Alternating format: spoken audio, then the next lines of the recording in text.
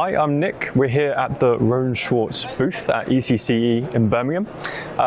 Just to talk you through a little bit about the setup that we have here at our station. So at the far end, we're here with our partners, PE Systems, doing a double pulse testing solution. So here we have the MX05, our 8-channel, brand new 8-channel oscilloscope, doing double pulse testing, and they're showing off their brand new software that then automates this whole process, utilizing not just our scope, but then with a power supply, signal generator type setup.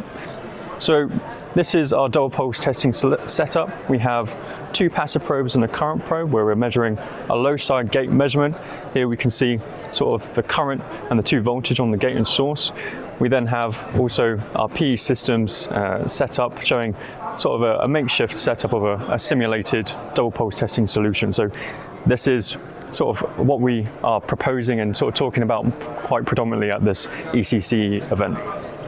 We then over here have an MX04, sort of the predecessor to the MX05, the new 4 series, and then underneath the 5 series, so almost identical to this 8-channel, but they're just the flat pack cut off without the display.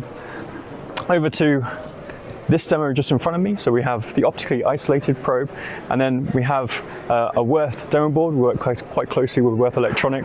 They've supplied quite nicely this setup, so we have a listen to a buck converter and then to a load, and we're just measuring off the EMI transients from the conducted setup, then doing a differential and con mode calculation to then see where the noise might be originating from on the board. So then here we have our Worth board setup. You can see it's quite a modular setup where we have a listen to start off with, the buck converter, and then an active load.